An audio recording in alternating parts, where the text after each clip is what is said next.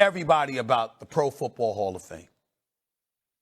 We should boycott that bad boy. Nobody should show up. I'm not going to act like that happening wasn't, like, made up, because, I mean, I think, can they get rid of it? Like, can they, like, appeal that? Because, I mean, like, guys, there's no way that Bill Belichick isn't going to get in the Hall of Fame. I mean, like, what?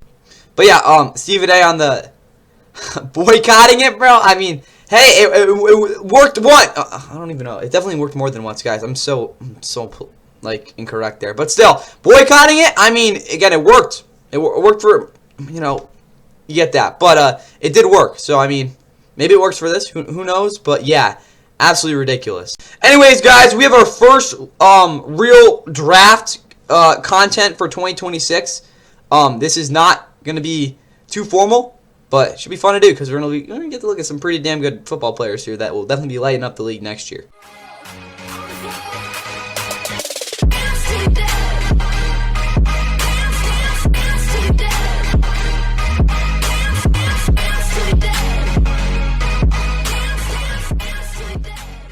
And with that, what is going on, guys? Welcome back to the Fun NFL. Please like and subscribe. Hope you guys are ready for the first NFL draft look that I have for y'all. Again, it's very unfiltered. It's very raw. It's not based off of a crap ton of research. I'm not going to lie. There's several guys in here that I have not watched a ton of tape on. I'm confident to say that 90% of these guys have watched at least 6 in-depth of their game films, whether it was last year, parts of this year, parts of last year, that being 2024. That's what I have for you. Obviously, Senior Bowl's on Saturday. The Shrine Bowl showed us a lot of good things, too. I watched most of the tape from that, and I heard a lot of reports and got a little bit of tape from that. Again, over the Shrine Bowl practices. Reese's Senior Bowl practices have been very, very enticing as well to get through. Again, definitely recommend you guys watch that Senior Bowl on Saturday because, again, there's a lot of good players that'll be in that. But also, again, I'm definitely working through that practice tape because I'm not even close to done with that. So it's a work in progress with these guys. Again, you'll be seeing a lot of draft content over the rest of the offseason until, again, the NFL draft, which, again, I'll be covering all that too for y'all. Again, we'll have our featured players at each position. We'll have our mock drafts, all that crap going on for the offseason. But again, we have the Super Bowl in a week. I always try, again, the week before the Pro Bowl. Or again, I guess they say the Pro Bowl's during Super Bowl week. It's kind of confusing. But this year, again, or not every year, this is kind of a tradition. Daniel Jeremiah, again, the day of the Shrine Bowl, before it starts, he releases his 1.0 top 50 prospects. I look at Daniel Jeremiah. I think overall, is a consensus, at least under the consensus, is a pretty damn good analyst. I think he's, in my opinion, you'll see that in this. But, yeah, let's get into our, again, if you don't remember how this goes, I again, cover 10 guys at a time. So, again, if you really just want to look at some one dude, so, I mean, go ahead. But I'll be reacting to this list, giving you guys my opinions. Yeah, so let's get this thing going. Anyways, guys, number 50, I guess the top 50 prospect is Chris Bell. He's out of Louisville. I don't know a ton about him because I've only watched, I think, a couple of him. I really like the fact that I'm not going to say he's a Debo Samuel-esque, but a lot of the tape I saw, especially, again, you look at them against Clemson, a lot of his, I won't say highlight plays, but a lot of his good plays are because of the fact that he's able to, again, kind of just create yardage out of nowhere, which I think is really good, but he doesn't really have an innate ability outside of that to really create separation, which is something when I look at receivers, I'm sorry to say this, but if you can't create separation in the NFL, it's very hard to succeed, again, unless you're just a freak athlete or there's something else you do that, again, really no one else does. Kind of how it is. Chris Bell is definitely one of those dudes. I'll be very interested to see what I can do, see on the entire film, but from, like, the initial looks on him, like, really the one game against Clemson, I saw, like, real tape of him. He didn't look great outside of the fact that he can break tackles and sometimes extend an explosive play. Did tear his ACL, though. So, that's great. I mean, it'll be interesting to see what happens there. I think he will be a guy that'll probably fall to the 3rd round, at least from what I think so far. It'd be really interesting to look at his tape. But from what I know about him right now, he's just a guy that, again, doesn't, like, definitely going to be seeing him fall on the draft board. I don't really think he's even a top 50 talent there, too. But, again, consensus-wise, I think this is about where he's going to fall. But obviously, in terms of the injury and stuff and the fact that he's not a guy that, like, again, he relies probably a little bit more than other receivers on his physicality, not his physicality, but his athleticism. That's something to look out for. Again, this will be a move that I'll keep going through this. Next up, we have Chase Bizontis, who is a little bit of a bizarre guy, in my opinion. I don't know a lot about his run blocking just because of the fact that I don't really watch A&M run the ball because A&M doesn't really run the ball to my liking. I'll be honest with you guys, it's not fun watching them run. Obviously, Marcel Reed's a great quarterback, but there's some gripes I have with that, especially when they came against Miami. But anyway, and obviously Texas too. But for Chase Bizantis, I guess the way Daniel Jeremiah's, again, he's obviously thick. He's massive, guys. Powerful, I don't know if that's the greatest word for him. He's more, I wouldn't say a finesse guy. But in pass pro, he is a guy that technique-wise will, I'm not going to say he's exactly, again, sharp. It would be the best way to put it, but he's still, again, but in terms of like finesse and his advancements, they're there, even though maybe if his actual technique isn't, again, the best. But yeah, he definitely is an advanced, again, to his technique, it's definitely advanced from what I've seen so far. Again, very, again, eye test there. I really would like to see him, though, kind of be an actual run blocker, because last year it was a lot of not really having to maintain blocks from what I saw. 2024, he didn't even play, like, it was kind of a weird year for him that year, but, like, he's definitely a guy that has, again, a lot of, interesting traits because of the fact that he's going to probably play center, maybe a guard, I guess.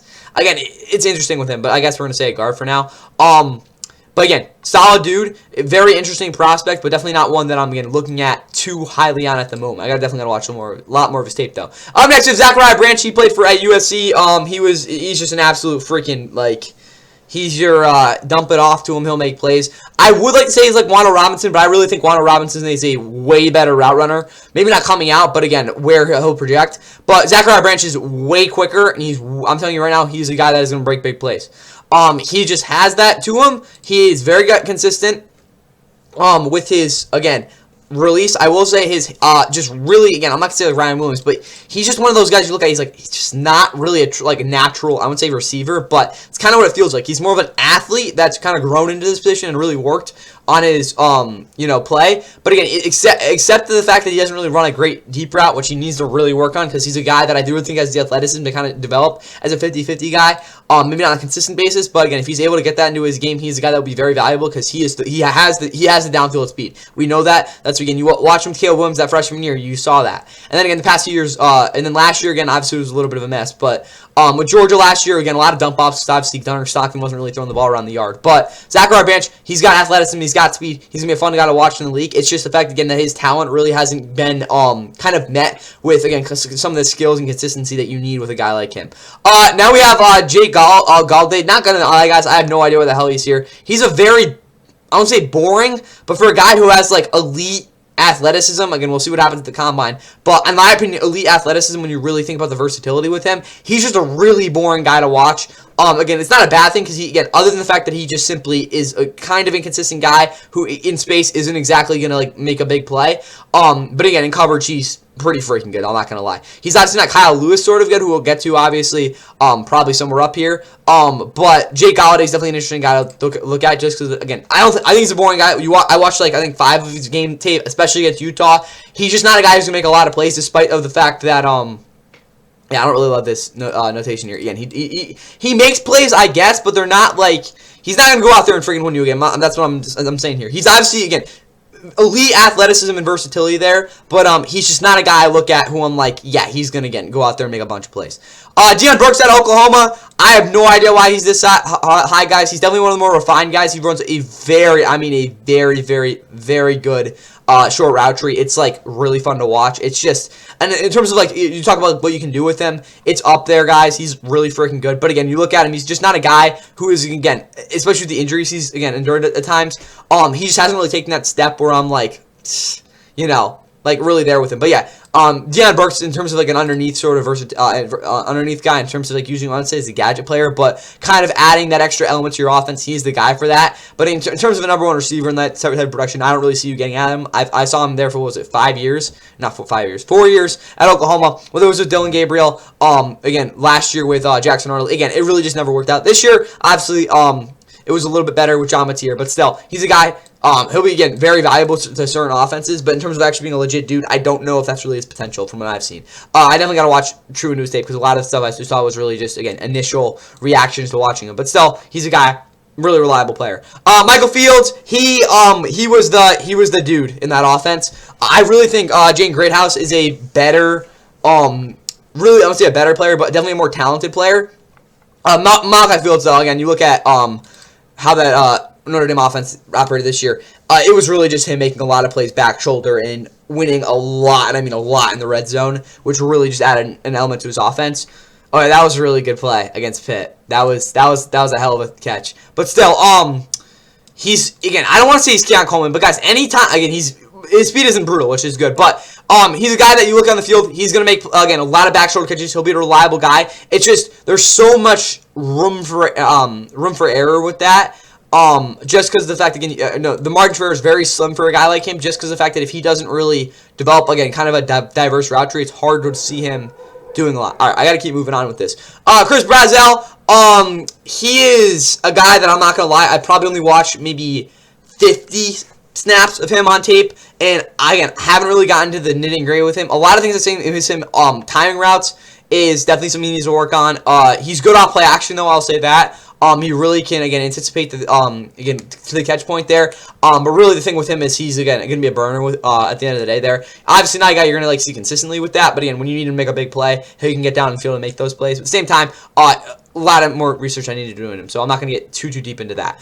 43 of Jadrian Pierce. Yeah, he's an absolute freaking just savant in the backfield. Obviously not even close to the same talent as Jeremy Ladd. There's a reason he was back up, but there's 3 running backs that I think could get drafted in the top 4 rounds, and they should draft out of Notre Dame, and there's a reason for that. They had, again, the best backfield in the country. But yeah, Jadrian Pierce rarely misses a hole. Again, he has the capability, I wouldn't say to break a long run, but to basically either toss him, again, in pass pro, or be able to, again, just, again, get a good run off of a broken tackle. Again, he's a guy you can kind of, like, build off with that. Yeah, solid guy, though. 42-ish, Anthony Hill. He is a guy that just doesn't have natural instincts. I'm sorry, it's not there. He, I think, can work around it, but, yeah, it's just, it's kind of hard to, like, look at a guy like this who, again, obviously, I wouldn't say you could argue he's more athletic than Jake Galladay, but he just doesn't have the instincts where you're like, again, it's hard in the league to really, again, jazz up for a guy like that, but at the same time, he's got a lot of the physical capabilities, so it'll just be interesting to see, again, on tape when I really look at it, if there's, again, any sort of consistency with his instincts, because there were definitely some plays in terms of he just kind of clogged up in the hole, and that really didn't, again, add any sort of value to a run defense that sorely needed it, at least the past 2 years.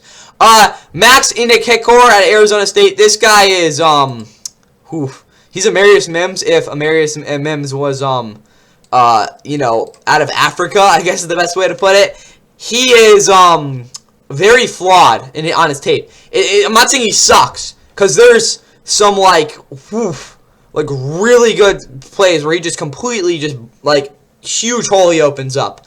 But in terms of his actual pass blocking, he is a very I won't say again, I just said flawed, but that's really the best way to put it. He's a flawed prospect in that part of his game, but you cannot deny the potential of this guy. I'm not saying he's Jordan Mailata or anything like that, but if you get develop this dude, he could turn into a franchise right tackle. We could see about left tackle, but yeah, he is. He's got something there, but obviously it's going to take a couple years for him to even figure that out. Especially, he's going to need a good offensive line coach. All right, moving to 40-31 now, guys. Again, I'm going to try to make this a little bit quicker. Again, I know that first one was big, but again, there were definitely some interesting names in there. All right, number 4, we have Ty Simpson. I'm not going to talk about him a lot. I'm going to be talking about him a hell of a lot over the 3 mock drafts, even more when we get to the quarterback and, again, the top 10 prospects in the big board release, which, again, will be right before the draft.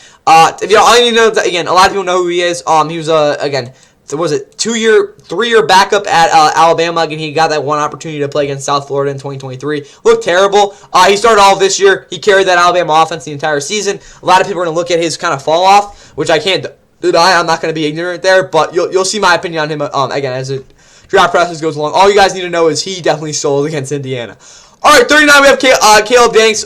He's a tough guy to really look at because of the fact that he just does not have any sort of development as a pass rusher. I wouldn't even say he's raw. He's just a guy, again, obviously, this year, I'm not going to hold it to him. Again, he only played 3 games. A lot of the, we'll say, struggles he had in those games in terms of as a pass rusher really came back to the fact that he couldn't, again, win the bull rush, which is his primary move. You watched that in 2024.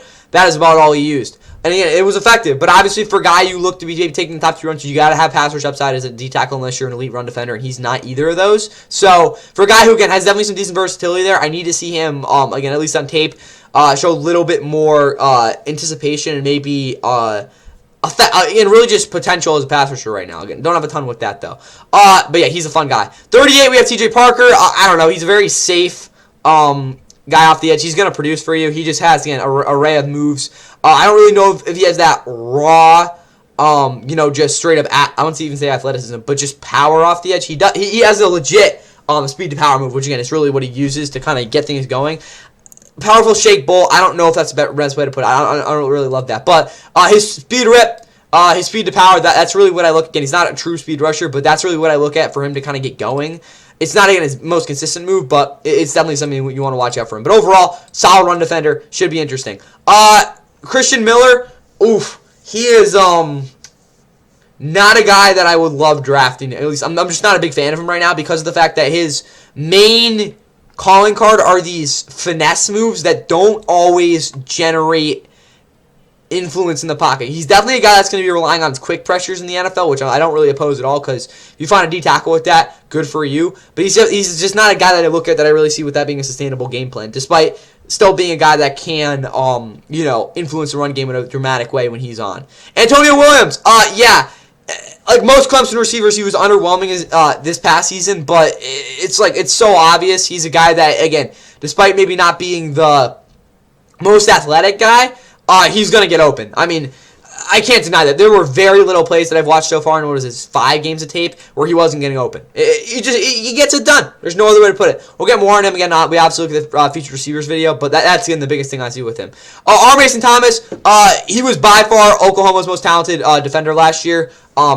This past season. Again, it was a defense that got so much better. Really, the reason they even made the playoff, which he probably shouldn't have made. But anyway, his biggest issue is the fact that he doesn't have that elite move, or I wouldn't say as an elite trait, because he just has a knack for getting pressure. I hate saying that, but again, that's really the best way you can put it with him. He finds ways to get in the backfield unlike a lot of other guys. But his I can't deny his length is definitely below average. It's not an issue. He didn't look at every game, but still, Daniel Jeremiah, I like that. His length, it's not great. And I guess you're saying he plays with mechanical energy and effort. Maniacal, there we go. Holy crap. That's fair. I hope he would have said that. Thomas doesn't fit that prototype, but obviously. But I guess you call him versatile. I don't know. R. Mason Thomas is going to get pressure, guys. That's what I'll say, even if it's not the most sustainable game plan. Peter Woods, he was a sought-after, I think, was consensus top 5 before the draft. He's a better run defender by a mile than Kenneth Grant was coming out of last year, which is crazy to say, but he's just that good. His pass rusher, it's a little bit hairy there, but we'll be talking about him a boatload when we get into him in a little bit. Okay, just to preview with that. 33, Kalen McDonald. I don't know. He's just kind of out there. I mean, again, he doesn't really need to do a lot more than that. He affects the game just because he's out there, to be honest with you guys. 32, Casey Concepcion. He is going to make a lot of plays. You can't let him catch it. Again, in terms of the screen pass, you design up the right screen for him, he's going to break it for a touchdown. I'm not going to say he's an Malachi Tony, and that's sort of, again, elite there. But, he just, again, yards after catch galore with him. Brandon Sis, I think that's Sis, out of South Carolina. He got a lot of good matchups this year, and you saw a lot of the competitiveness with him in drive. He really didn't have a bad game this year overall, too. I will say in terms of athleticism and not being able to kind of keep up in terms of alpha press coverage consistently is probably his biggest issue. But he's a physical guy when he needs to be, and he's just a smart guy overall who can hang with these top receivers despite maybe not having that, again, big-time speed. But still, he's the dude. And then, again, in terms of Jared Navarro, he gave up some plays, and but I appear to be more focused on, again, physical limitation. That's not true. Because, again, there's some plays where you look at him and you're like, he's just not going to make that play, which is okay. He's going to rise. I don't love, again, because of his... We'll see what the test show, but from what I saw on tape, it wasn't like he was a phenomenal athlete. But we'll see on that. All right, top 30, and something that I'm not really loving is Avian Terrell, who's above Baron Sis. I want to say this is nepotism, but it kind of feels like it, because this is a guy who, despite obviously being just as instinctual as his brother, if not more instinctual, he's going to get bullied in the league, guys. I'm sorry. He is. Obviously, he's going to freaking knock you off your shoes once in a while, too, but again, if you put a freaking 6'2" guy like DK Metcalf on him, he will embarrass him at times. I love Avian, bro. I really like the way he plays, but... again, he's going to get tossed at points. Again, obviously, you look at Nate Wiggins last year, that's what everyone else said. But the thing about Nate Wiggins was he was just a straight-up better cover guy. He was. He just is. So I'm like, I can kind of like not care about that. For Avian, he's not really to that level where you can really say, especially in terms of a playmaking ability, where you're like, yeah, he's gonna kind of make up for the fact that he's undersized and might get tossed, despite him being obviously a much more aggressive player than a guy like Nate Wiggins on a down-and-down basis. But I'm not trying to compare those two. They're obviously both phenomenal prospects in their own right, but I don't think he's better than Variances. That's all I'll say there. All right, next up we have Caleb Lumu. I have not watched. Again, I'm not gonna lie, guys. I haven't watched as much of Caleb Lumu as I really probably should have at this point. But yeah, that run game really towards the end of the season was really built off of him. That's what I can say on him. Now I have Caden Proctor. I'm always sketchy about Alabama tackles, guys. I'm sorry, again, it just hasn't really worked out the past couple years for those guys coming out. But again, you don't have Nick Saban around, so I mean, maybe there's something there. But yeah, he is a guy, again, one of the rare tackles that can consistently just shut down power.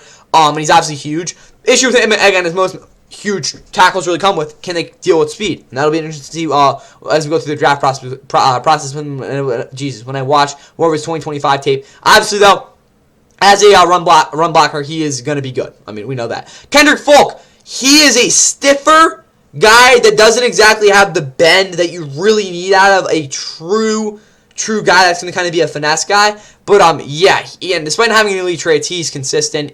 There really wasn't a bad game from him this season in terms of, again, overall production. But, I could definitely see him maybe taking it up in terms of his intensity because he's a guy that has a lot of good things going for him. It doesn't really always seem like he's always the most into it. But that's just me. Lee Hunter, I'm not going to lie, guys. Why the hell is he this size, this high? I think he's a good player, but he simply doesn't get pressure. I'm sorry. You can rave all you want about stopping the run, but that's why you've got like Peter Woods, who's just straight a better player than him. I'm sorry. In terms of like gripes I have, why is Lee Hunter this high? I'm not gonna lie. Yeah, he's gonna be a top again. He run stopping. He's one of the better guys in this draft, but I have no idea why he's this high. To be honest with you guys, Dylan Theinman, Reed Blankenship. He's going to go to the Eagles, right? You obviously have Cooper Jean there, too. But, yeah, he was basically just moved around everywhere. I don't know if he'll be truly a slot in the league, but he's definitely got the athleticism for it. And he especially has the physicality to it when you need him to stop the run. Super reliable tackler. There were a couple plays where he got beat up. But other than that, he is a real, again, needle mover. It's probably the best way to put it on your defense. Again, if you put him with, again, a solid cover corner, again, in that secondary as well. Merle Freeling out of Georgia. He's a boring player. I hate saying that, but he just kind of is. He doesn't really get beat a ton, which is good. But, again, as a run blocker, he's not really impactful enough to consistently, get me going in terms of a guy like him, but still at the same time, he's obviously a good prospect. Blake Miller, I don't know why he's this high. Again, I look at these offensive linemen, he just doesn't ring. And he's, again, coming out, he was a blue chip prospect. But yeah, in pass pro, you kind of forget about him. Again, he's not bad. My bad. He's not, again, elite in that sense, but you don't really have to worry about him in that. But as a run blocker, he just, again, doesn't really do a lot. And again, for me, a guy like Monroe Feeling, Blake Miller really aren't to the level. Again, his pass picture, kind of just ignore that. CJ Allen, he's fun, really fun. He hits the snot out of you. I mean, that's the best way to put it. His gap control and block shedding are really right there with the best of linebackers in this draft. I don't know if he's really truly this high in terms of an actual true prospect rating. We'll see what happens when I can iron that out. But he's definitely a guy you're going to want on your team. Kenyon Steek, most athletic tight end. We've seen that come out in a while. He was that number one guy for Dante Moore. Whether that was a great thing, I don't really know. But he's, again, really, really good. And he's going to make a lot of plays in the league. All right, now let's get to our top 20. All right, guys, now moving into that top 20, we start with Denzel Boston, the receiver out of Washington. Well, I wouldn't call him a blue chip prospect in this year's draft. He's definitely the fourth best receiver from what I've seen up to this point. That could obviously change with my, again, analysis, again, of tape later. But at the same time, he's a guy out of Washington who, again, we saw the big three with Jalen McMillan. Ramadunsan, who the heck was the other guy? He's just not coming to my mind, bro. Bro, how am I forgetting this one? Jalen who was he? I'm actually killing. Oh, who was it? Washington wide receivers, Penix. Let's do some digging here. Indiana, I would say Washington in 2023. This is the year. Because yeah, they were rookie the year before. Come on, let's load up. Come on. All right.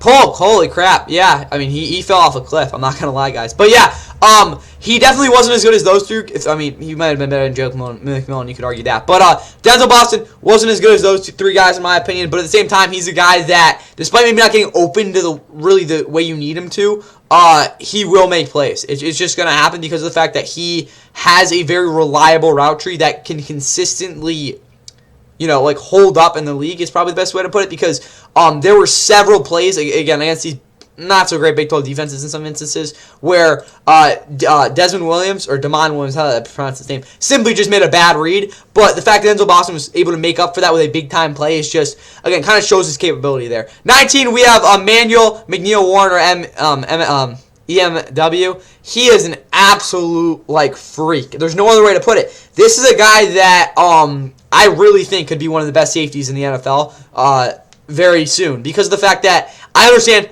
#Maction isn't the greatest of football, but he was by far the best player in this conference. It wasn't even close. Toledo, again, you saw them produce Quinyon Mitchell.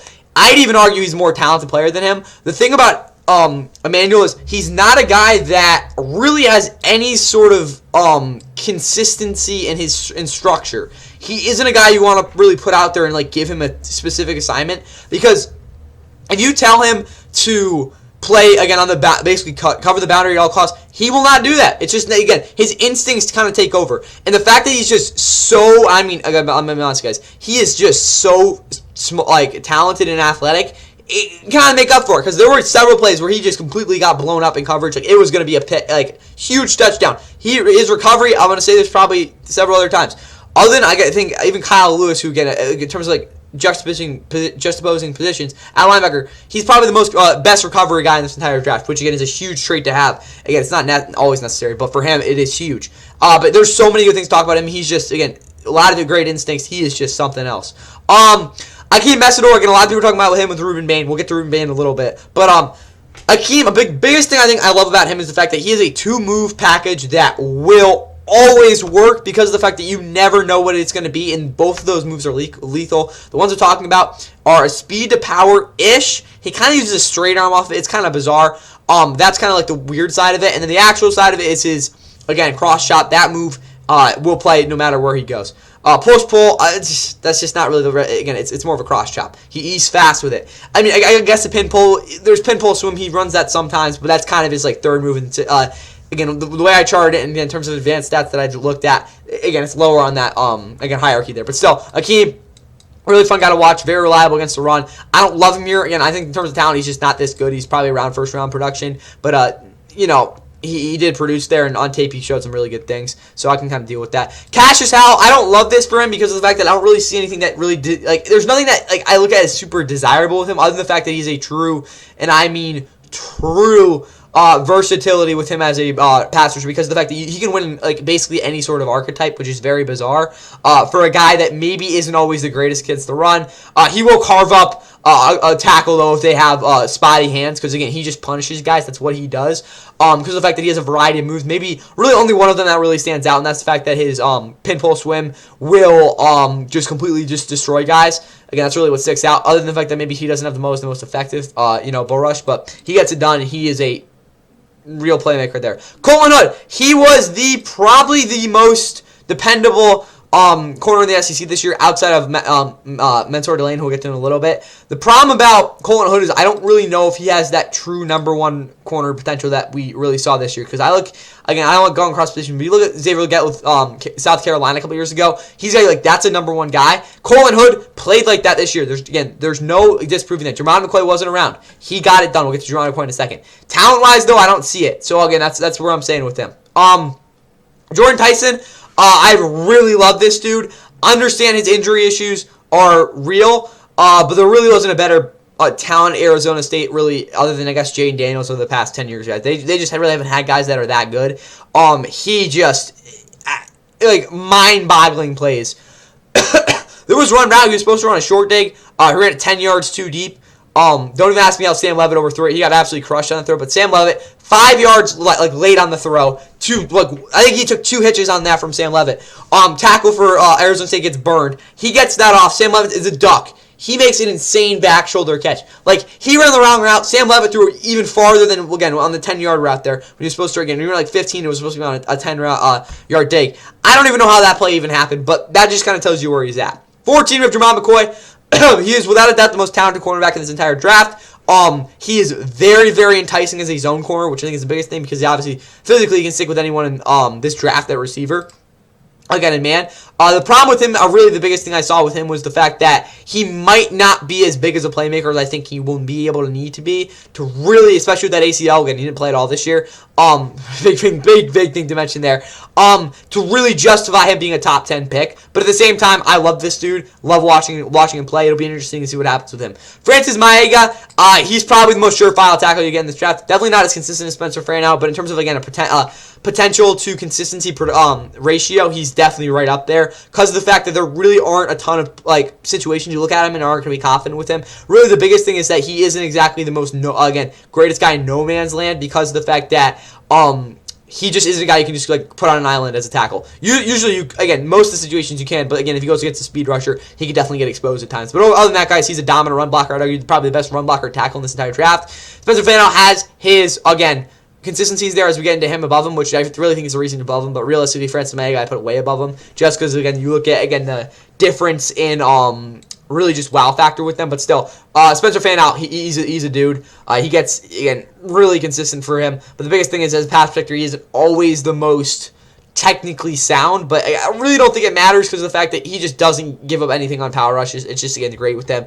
Oh, this is a big surprise. Oviega, Ione, cannot pronounce his name. Really the only guy in the Penn State's offense worth a damn this past season. He really has all you want out of a interior guy, specifically because he's just a downright elite run blocker. He creates massive holes. He just completely blows up any sort of defensive run fit against, even when you could call, again, the greatest run fit ever. I'm saying, like, both A gaps are just completely clogged up. That's where they're running at. He'll still find a way to get the running back a couple of extra yards. Again, he's, in terms of the functional part of an offense, he is a guy that you can completely rely on. I will say, though, I don't think physically he's to a point where he will be able to do this at a high level in the NFL. If he is able to bring you that value, I mean, by all means, pick him in the top 5. But realistically, guys, I don't know if he's this good. And just in terms of it, like, true talent-wise, I think he's probably around here. But he gives you a lot of things that are just really just rare to see in an offensive lineman, especially on the interior. But again, if you get that out of him, that's awesome. But that's what I have on him. Now we get to our, again, what you guys have been waiting for, the top 10. Moving to the top 10, we have a no-faced. What the hell? Give me a sec on this. This thing's geeked. But anyway, We're literally geeked. What is going on? There we go.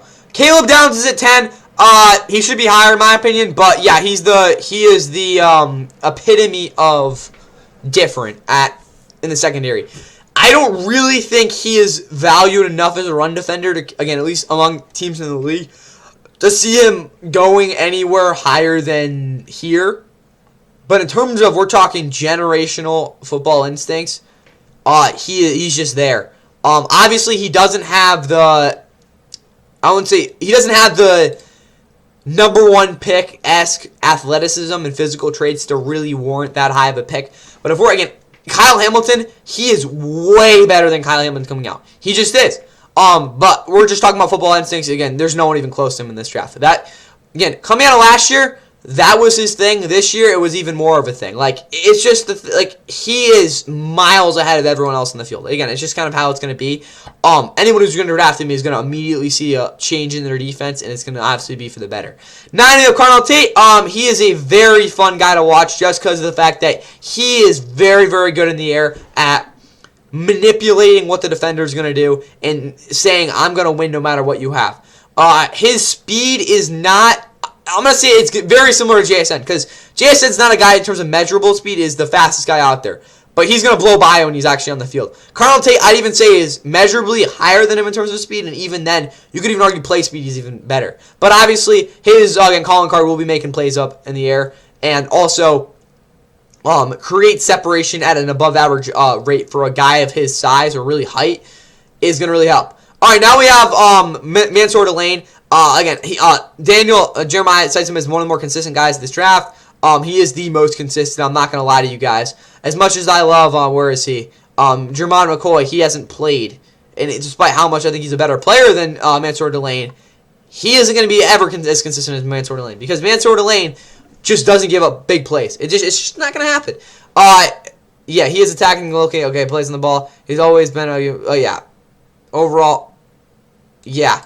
I don't think he is the guy you want to put on Tyreek Hill. If Tyreek Hill was, again, we're talking about like comparisons years ago. That is, again, I don't think that's a good fit for him. But he doesn't take a playoff. He doesn't really. I think there might have been 4 plays so far that I've watched him where I'm like, yeah, he could have done a little bit better there. He just doesn't make a lot of mistakes. I'm not gonna lie to you guys. Obviously, he doesn't really flash you in terms of actual off the chart sort of, again, potential there. But I mean, in terms of, again, we're talking about, again, well, you know what you're getting with him. It's very obvious. Makai Lemon, okay, he's definitely the most, I wouldn't say flashy, but he's got the it factor that maybe Carnell Tate doesn't. Again, obviously, you think of him as that because he's plays in these big games. But Makai Lemon, guys, there's too many games where you watch him play, and he's just like, you just can't stop him because even if his top of the route isn't where it needs to be, he's still going to find a way to get the ball again. It's just going to happen. So, he's a guy that there's not a lot you can do to stop him, which, again, is a pretty damn good thing for him. Ruben Bain, why is he this low? I mean, there's no other way for me to put it. He's the best. Again, is he the most polished edge rusher I've ever seen? No. Is he the most, I won't even say athletic. Is he the most athletic guy? Maybe not. But, I mean, he's got about everything you want as in pass rusher. As a run defender, he doesn't always close off holes the way you want him to, and leverage is never really the greatest thing with him. But, yeah, this is a dude that just is vicious, and he's going to kill any tackle he goes against. If he's double teamed, it's a little bit of a different story, but yeah, it's going to be rough for tackles in the league. He's going to get, I won't say it's like Jared Verse, but it's going to be that sort of scene there. Sonny Styles, why is he this high? Again, he makes sense. He is probably the most versatile linebacker prospect we've seen over the past 3 years. Again, I talk about where is he down here. Jake Galladay a lot there, but he's even more versatile than him. Sonny Styles, draft prospect for Parks last year before he decided to come back. He is okay, he's not Fred Warner, bro. What are we doing? But yeah, his tackling, I think he's even, we'll talk about Fred Warner. Coming out of the draft, he was a better tackler than Fred Warner. Very refined prospect. He's coming in really high. I think he's around top 10. I don't know if he's this high, though, because I don't really think his actual talent is this good. But still, he's a guy watching tape. You know what you're getting with him. He's going to be a very versatile player, and you can kind of plug him wherever you need to, and he's going to work out. David Bailey, yeah, honestly, I don't even have this much of an issue here. He is the most bomb tick pass rusher off the edge. He can line up in probably 4 different techniques, and even the fact that he's a horrible run defender at times, it really doesn't matter because of the fact that he's gonna just explode at different points. With that said, though, why is Ruben Bain lower than him? I'm sorry, that's just the thing there. But David Bailey is a good player. Armor Reese, he's the most versatile edge rusher in this draft. There's a lot, and I mean a lot of different things you can use with him to kind of create advantages. Not to mention that he is the best speed rusher in this draft. It's just looking at him in terms of overall refinement and the fact that he doesn't always strike me as a guy that is going to be that dude off the edge, which is kind of what you want to draft here at 3. But still, he's really good. Jeremiah Love, yeah, he's the best running back. Is he as good as Ashton Jeanty? You could obviously debate that. But in terms of he's a consistent runner who's running against some really good teams. He's your dude there. I don't want to break down his film too much because it's already long enough, but he's your dude. And again, Mendoza's 1. I don't really know if he's this good. He's around there, but obviously he's, again, the consensus number 1 quarterback, and that really won't be debated for a while, especially in a really, quarterback draft that kind of goes like this, and then, or I don't even know. I'm not trying to spoil anything, but bam. In terms of the quarterback class. But anyway, yeah, so all I have for you guys here. Mendoza's number 1. Again, I can't really debate with that too much. He was the player this year in college football. But again, really just get a first preview for, again, all these players. Again, wanted to give you guys my initial opinions, reactions on these guys. But just remember, Senior Bowl, Saturday at 2:30. Go watch that. Huge in terms of these prospects. Again, maybe you'll kind of get through that. But again, you'll probably be seeing Pro Bowl preview. Again, I'll try to get that out. Again, someone's got to do it. Probably on Monday. We'll see about the other, again, traditional offseason, or not offseason, pre-Super Bowl videos too, and obviously NFL honors, all that crap will be going on too. But anyways, I'll see you probably on Monday for the Pro Bowl preview, but other than that, enjoy your night, guys, tonight. And again, there was your top 50 prospects. This is already in long enough. But yeah, we cover, circling back to these guys probably prior to the Combine. Off play action. Levitt's playing Frogger back there.